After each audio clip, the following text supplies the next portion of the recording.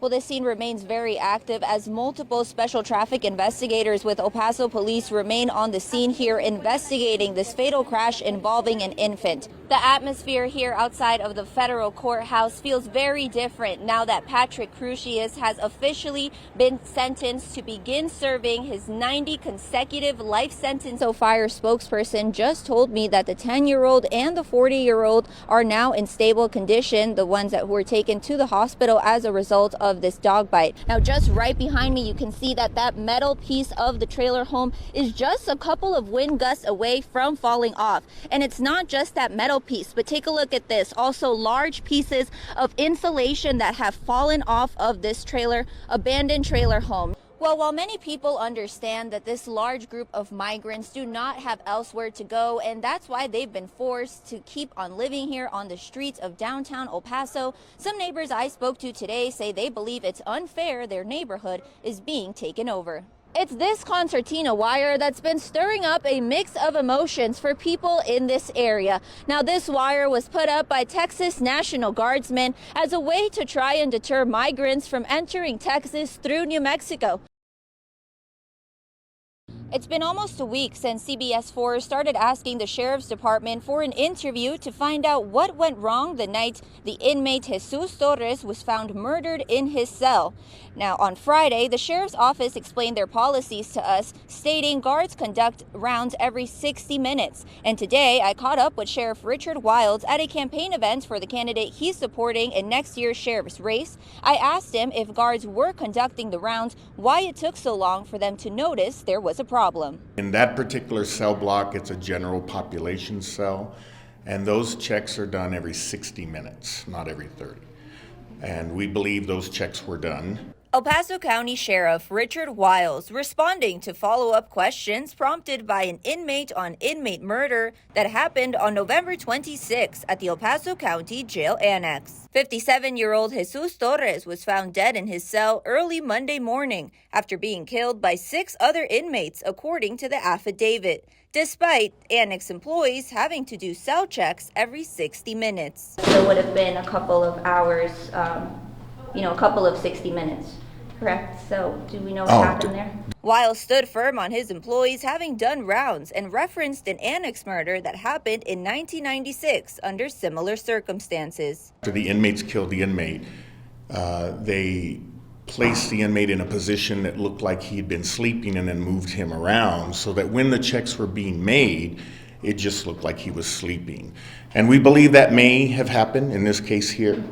That the inmates who committed the murder were making it appear as if this inmate was asleep when the rounds were being made. Last week, via email response, I was told the cell capacity is up to 6 inmates per cell in general population, and there are 4 cells in each housing unit for a total of 24 inmates. I asked Sheriff Wiles if it raised any concerns that there were 7 inmates in total in the cell when the incident occurred. The fact that there was 7 inmates in one dormitory in that housing unit of 24 is absolutely not unusual. According to the affidavit, a witness heard the, quote, murder victim scream. Do you have any comment on that in terms of if a witness was able to hear it, potentially a CO would have also been able to hear it? Yeah, well, a witness maybe in that particular housing area could hear it. But again, there's 144 inmates spread out among 6 24-person housing areas, right? And so there's a lot of noise that's going on. Now, as for any employee repercussions, Sheriff Wiles says right now they are focusing on finishing up the criminal investigation before beginning an administrative investigation. But as of now, he believes the protocol was followed by employees. I'm reporting live in Far East El Paso, Jennifer Cuevas, CBS 4 at 5:30. The Sunset Funeral Home in Northeast El Paso was filled with family and friends of Anaí Leanos. I spoke with a handful of people who described her as the happiest person they knew. Her friends saying Anaí was a positive person who was full of confidence and light. It was like my rock, like the person that motivated me. She would always check on me. She'd be like, how are you doing in school? How are you going to school? In between tears, a middle school friend of Anaí Leanos says there was no one as great to her as Anaí. Today, family and friends gathering for an emotional memorial service in honor of the 17-year-old. It brought so much joy into your life. It was just like you'd see pink and it reminds you of her. You see something like happy and you think of her because she was just, that's what she was. She was sunshine. Her friends now mourning her death and the future they planned together. I'm gonna be alone because we made so many plans for graduation, prom, college, and all of that is gone now.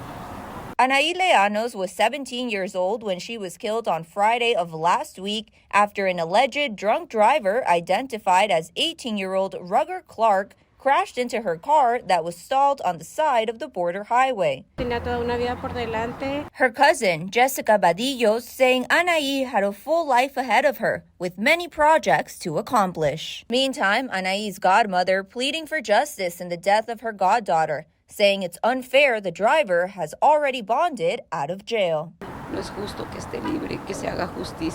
The burial for Anaí Leanos is set for tomorrow. I'm reporting from the newsroom, Jennifer Cuevas, CBS 4 at 10. City Representative Chris Canales says he got in contact yesterday with the owner of Aaron and George's Film Cafe, Douglas Winter, to discuss the options to address the wastewater that's been pouring onto Texas Avenue for days. Now, in response to this, Winter says he appreciates the guidance, but is starting to feel like no one can help him or the public. I was able to refer him to a couple of state agencies, again, principally among them the Texas Commission on Environmental Quality, TCEQ. They were able to send out an inspector on really short notice. There, El Paso City Representative Chris Canales referencing the assistance he was able to give Douglas Winter, the owner of Aaron and George's Film Cafe, to address the wastewater that's been spilling on the street of his establishment. Winter says today the Texas Commission on Environmental Quality went out to inspect the sewage leak, but were unable to take any action. We're not in a position to touch the landlord's property without the landlord's permission. Winter has repeatedly said the wastewater could be stopped from going onto the street if the landlord of the next door building placed the cap back onto their cleanout valve. There has to be a solution for this. This is not even a small town wouldn't allow this to happen. Today, I tried to catch up with the landlord of the next door building, but she never turned around to address my question and instead kept walking.